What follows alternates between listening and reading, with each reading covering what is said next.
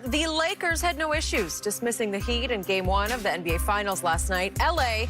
was down 13 early in the first, then turned on the Jets and would end up leading by as many as 32. The Lakers then cruised to 116-98 win. Anthony Davis had a game-high 34 points. LeBron finished with 25 points, 13 boards, 9 assists, and we are now joined by Fox Sports NBA analyst Chris Broussard. Chris, what is the biggest reason the Lakers went on their run last night?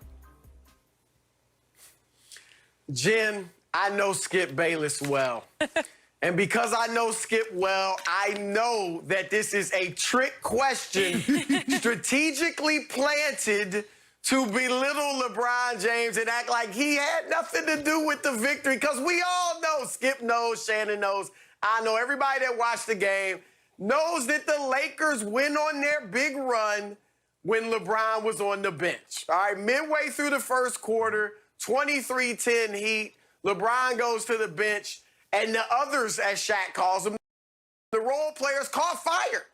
KCP hits 2 back-to-back threes. Rondo hits a jumper, a 3. Kuzma hit 2 threes. Danny Green hits 2 threes. They caught fire, and it was over from that point. I think they outscored the Heat 55-25 the rest of the first half. But LeBron came in and kept it going and played a key role because he had 4 assists in that stretch, 2 of them on 3-pointers. And what they did, poor Tyler Hero, who we praised a week ago, they hunted him, and LeBron hunted him. Spoelstra was switching everything. LeBron hunted Tyler Hero. They had to double, and so LeBron's passing it to guys for assists. So, yeah, I get it, okay? The run started with LeBron on the bench, but let's not act like the king didn't ball last night. Yeah. Because here's the thing, though. When you look at what Boston was able to do, the Boston doesn't have the passers that LeBron and Rondo is. So Kemba's more of a 2-guard, Skip, but he plays the point. Marcus Smart, they're not true point guards. Rondo is an old-school true point guard. LeBron James, although he's 6'9", he's basically a point guard. So they understand how to manipulate the defense. They don't spend a whole lot of time passing the ball around the perimeter. They're trying to step through. They're trying to get into a vacated area. The double team comes. Now I'm kicking to a wide open guy, or I'm finding AD. But the problem is, look, we can talk about, they made shots. The Lakers are just a better team, Chris. And unless the Heat grow and can keep the Lakers off the board, because you're not beating the Lakers. You're talking about literally growing tall, not growing up. No, growing tall, get taller. Yes, thank you. Unless Iggy can get to be 6'10", Crowder gets to be 7 foot tall. That's the problem. You're not beating the Lakers if you get crushed on the glass by 18 and you don't outshoot them from the 3. Because the only chance teams have of beating them is that they normally outshoot them from the 3-point line, and they can keep it close in the rebounding area. If they crush you on the glass, that means they're going to get second chance points. And when you give them more than 1 crack at you on the possession, they normally punish you for that. So, yeah, 75-30 midway through the first to the 6-minute mark of the third quarter. That's what they went on, a 75-30 run, Chris.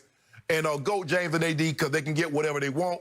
Yeah, I was feeling real good last night. I didn't like the way the game ended, but I felt real good during that stretch. So, Chris Broussard, I love you, man, but I will be the first to tell you it did not even occur to me that LeBron wasn't on the floor when they started their run. You can ask my man Shannon Sharp. He didn't even bring it up. We did the whole A block on the show. It went like 25 minutes. I never brought that up, correct? You didn't bring it up, but I damn sure wasn't going to bring it up. Okay. But now that I brought it up... Thank you for bringing that up.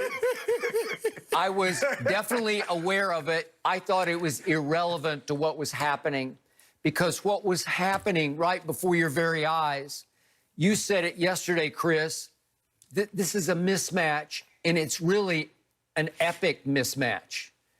This is by far the worst team LeBron has faced in the finals, and I'm not even sure the Heat are worthy of being in the finals. They did what they did. They beat Boston to get there, but they're just not tall enough to contend with the Lakers.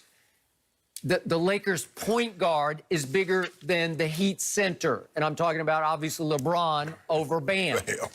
And Bam really got exposed last night because he does play so hard, and he can be a rebounding machine, but he managed only 4 rebounds.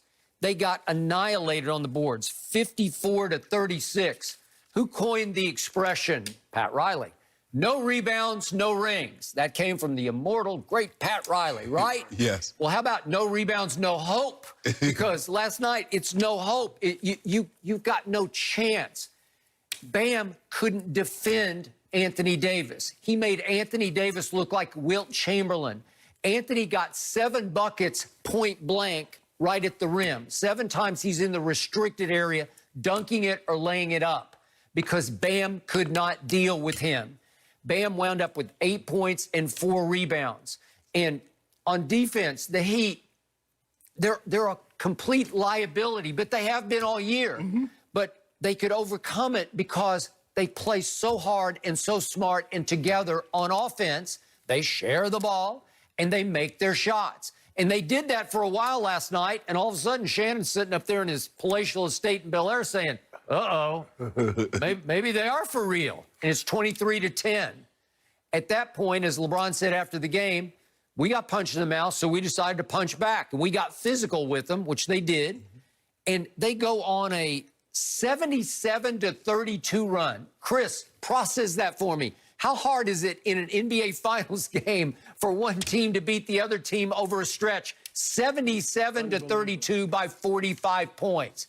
It tells you everything you don't need to know about this Finals, because what started happening was the Heat just have to outscore you because they can't defend. No, they cannot. Resort to the zone, which is... It's pretty because hopeless. you can't defend one-on-one. You can't defend. They tried to defend one-on-one. That wasn't working. And the point was they just got stuck where they weren't making shots. And to me, it's come clear that it's Tyler Hero or bust, because he saved them in 2 pivotal games against the Celtics. And we talked about him right here on Undisputed with Chris, where he just went bonkers crazy, where he was just making shot after shot after shot. He can score it off the bounce. He's got left hand, he's got right hand, and he can shoot threes, especially clutch threes. And in that stretch, when the Lakers took off, he started missing. In the whole first half, he went 3 of 9. And what was he, 1 of 4 from 3? Or yeah, 1 of... And he wound up a minus 30 in the first half. Well, that's their recipe for disaster. Yeah. They need Tyler Hero to be my hero. And last night, he was not. And I think they kind of go as he goes on offense. They need Duncan Robinson to do better. I mean, he played 27 minutes and gave you 0 points. But the Lakers wouldn't give him an open look. No. And that's what you got to do. Run him, got to run him off. And think about it, Skip, 77-32. You remember in the 90s, teams were scoring 77 points in a game. They were winning games 77-75 or 77-73. And the Lakers go on a run in about 22, 23 minutes of 77. Yeah, and Chris, before I hand the ball back to you, last quick point. Remember when LeBron went on his run to his first ring in 2012 through the Thunder, he got big games from Shane Battier and Mario Chalmers and Mike Miller. And this shaped up as that kind of game where somebody like KCP made 8 threes. Not happening. In the first half, they had 8 players on the Lakers make 3-point shots. 8 players in the first half? And they had made 11 at the 3:36 mark of the second quarter. Well, that's just it's too many and too good. So, Chris, fire away. Right. Well, this also tells us that the East is still very much the least. You know, I think we all thought the East had improved. It was kind of catching the West. But no. Look, Giannis is with all due respect to Chris Middleton, Giannis is really a one-star show, right? He's one superstar. When's the last time one superstar won the West? You know, LeBron and AD, Kawhi and Paul George. Now you got Jokic and Jamal Murray. I mean, you need multiple stars in the West to even contend for the title. Absolutely. And in the East, Milwaukee was running through it. Now, Boston looks like they could have a few stars, but they're very young. They still got a lot to learn. So it just shows you that the East is still what it was when LeBron was there, and it's the much lesser conference. I guess you got to go back to Dirk. I mean, I guess you could say Jason Kidd was a superstar, but he was aging. Yeah. So when Dirk came out of up out of the West, because people don't realize that, yeah, they beat the Heat in the finals, but they swept the Lakers, who had just won the title the year before, and they beat OKC in 5 in the finals to get to play to face. So that's the only time that I can think. But you're absolutely right. The days of you having a superstar and just running, yeah, you might can win a bunch of games, but to get to a title. To win a title, you're going to need more. You're going to need more. And now that if KD and Kyrie stays healthy, I don't know how much, because and they talk about trading Paul George. Will Brooklyn be willing to trade maybe some of those young assets they got, a Karis LeVert, a Dinwiddie, a Jared Allen, in order to get Paul George back in the East and put him with KD and Kyrie? But in the West, without 2 superstars, you ain't going nowhere. I don't care how good your talent is. Without 2 superstars, you're not going anywhere in the West. And by the way, the last solo star I saw win multiple championships was up in Chicago, Michael Jordan. Man, go ahead. Scottie Pippen was a top 50 player. You got to give Pippen credit. No. He was a star. No, Jordan made him a star. It was a big gap between the two, but Right. Pippen was a star. But that guy AD. Skip Bayless. We know what the guys, look, we know the only suspense left, right? Who's going to be the finals MVP? Yep.